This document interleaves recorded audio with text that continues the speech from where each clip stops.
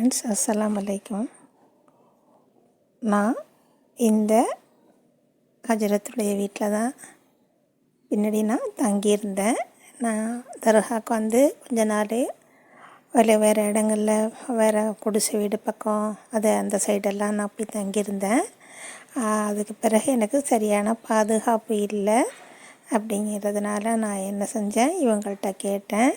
அவங்க ஒரு இவங்களுடைய சொந்த வீட்டில் ஒரு கேரளாக்காரங்க வந்து தங்கியிருந்தாங்க.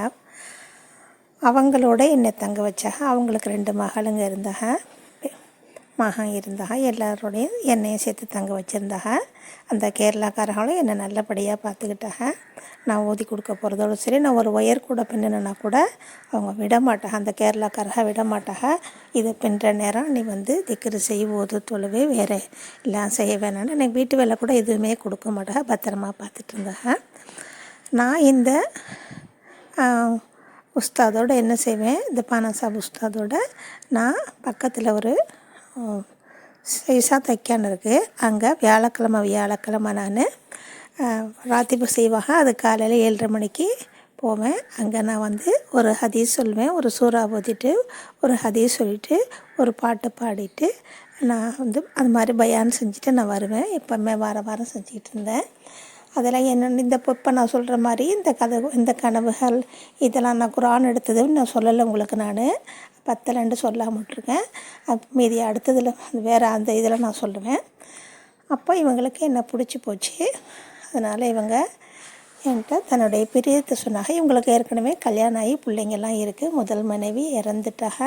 அப்படிங்கிறப்ப இருந்தது 2வது மனைவி தான் இருந்தாங்க. முதல் மனைவிக்கும் பிள்ளைங்க, இவங்களுக்கும் பிள்ளைங்க இருந்தது. இவங்களுக்கு என் மேலே பிரியம் ஏற்பட்டது சொன்னாங்க. அதனால் குடும்பத்தில் பிரச்சனை வந்துருச்சு. அவங்க மனைவி வந்து பிரியப்பட்டுக்கல. அப்படின்றப்போ அது நான் சரி அப்படின்ட்டு நான் அந்த இடத்த விட்டு நம்ம நகர்ற மாதிரி வந்துருச்சு. நானும் எங்கள் ஊர் சேலத்துக்கே நான் போயிடுறேன் அப்படின்ட்டு நான் சேலத்துக்கே போயிட்டேன். எனக்கு மனசு கொஞ்சம் சிரமமாக இருந்துச்சு. மனசு ரொம்ப கனமாக இருந்துச்சு. நாகூராண்டா விட்டுட்டு போக முடியல. சமய சந்தர்ப்பம்ட்டு நான் கிளம்பி நாகூரை விட்டு நான் சேலத்துக்கே போயிட்டேன். அப்போ தான் ஒரு கனவு கண்டேன். நான் வந்து ஒருத்தக வந்து எங்கள் வீட்டு வாசலில், நான் எங்கள் சிஸ்டரோட வீட்டுக்கு தான், எனக்கு தாய் தகப்பன் இல்லாதனால சிஸ்டர் வீட்டுக்கு தான் போய் தங்கணும், பெரியக்கா வீட்டுக்கு. அங்கே போய் தங்கியிருந்தப்போ ஃபஜருடைய நேரத்தில் வந்து ஒருத்தர் வந்து வாசலில் நிற்கிறாங்க. இந்த பக்கீர் ஜமாலாக இருப்பாங்களோ அது மாதிரி தலையில் ஒருத்தவங்க மேலே தோல் மேலே ஒரு இது போட்டுக்கிட்டு தலப்பா கட்டிக்கிட்டு இருக்காங்க.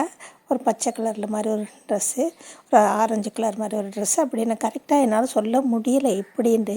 அவளை பார்க்குறப்போ ஒரு மகான் மாதிரி இருந்தது. ஆனால் அவளுடைய முக சாயல் வந்து எங்கள் பானாசாபு அவங்களுடைய சாயலில் தான் இருந்தது. நான் வந்து கனவுல அப்போ அவங்க என்ன சொல்கிறாங்கண்டா, நான் உன்னை பெரிய இமாம் அளவுக்கு ஆளாக்கலான் இருந்தேன், நீ கோவிச்சிட்டு இப்படி இங்கே வந்துட்டியே, நாளை காலையில் 7:30 மணிக்கு என் வீட்டுக்கு வா அப்படின்னு சொன்னாங்க. நான் அந்த கனவு கண்டு முழிச்சிட்டு அப்போ என்ன நாகூராண்டாக நம்ம வீட்டுக்கு வந்திருக்காக அப்படின்னு சொல்லிட்டு தான் நான் வந்து நம்மளை கூப்பிட்றாகன்ட்டு தான் நான் வந்து கனவுல கண்டேனே தவிர எங்கள் ஹஸ்பண்ட் வந்திருக்கிற மாதிரி இல்லை. அதாவது முக சாயல் அப்படி எனக்கு லேசாக அப்படி தெரிஞ்சதே தவிர அவங்களுடைய உடலும் உங்களுடைய பலமும் உங்களுடைய இதுவும் வந்து ஒரு மகான் மலை காடு எல்லாம் அப்படியே மலை மேலே உச்சியிலிருந்து எங்கேயெல்லாம் அப்படியே வளைஞ்சி திரிஞ்சு எப்படி இருந்தால் ஒரு ரொம்ப கம்பீரமான உடம்பு.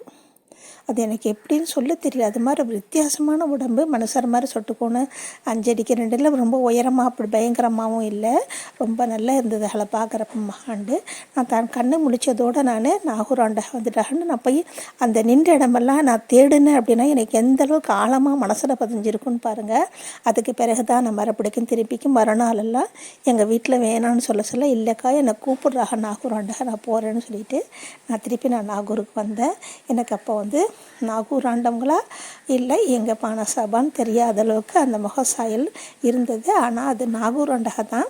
அந்த சாயல் மட்டும் நிழல் வந்து முகம் எனக்கு காட்டாது, எங்கள் சாப்பிட முகத்தை காட்டுங்க. உடலெல்லாம் அப்படி பார்க்கும்போதே நம்ம வந்து காலை தொட்டு கண்ணில் வச்சுக்கணும். அந்த அளவுக்கு ஒரு வித்தியாசமாக இருந்துச்சு. எனக்கு ஒரு தெய்வீகமான மனுஷர் அப்படி தோணுச்சு. அது எனக்கு ரொம்ப பிடிச்சிருந்தது ஃப்ரெண்ட்ஸ். அந்த வகையில் எனக்கு என்னுடைய கணவர், என்னுடைய உஸ்தாது, எனக்கு பிரியமான. அதனால் நான் இயாளை ஒரு சாதாரண மனுஷராகவும் பார்க்கல, அதுக்காண்டி ஆளை நான் அவுளியாவாகவும் பார்க்கல. மனிதர்களே ஒரு தன்மையான மனிதர், நிஜமானுக்கு பிடிச்சமான மனிதராக நான் பார்க்குறேன். இது ஒரு குதிரத்தை தான் எனக்கு நான் நாகூராண்டகளை பார்த்தேங்கிறப்போ எனக்கு இவங்களாக தான் எனக்கு நாகூராண்டக மாதிரி எனக்கு கனவுல கத்திரிஞ்சது. ஆனால் முழுசாக இகலாவே வரலை. ஒரு சாயல் சாயலில் ரொம்ப கௌரவமாக இருந்துச்சு. இதை நான் உங்களுக்கு பதிவு பண்ணணும்னு நினச்சேன். அடுத்த இடத்துல நான் குரான் எடுத்து உங்களுக்கு சொல்கிறேன்.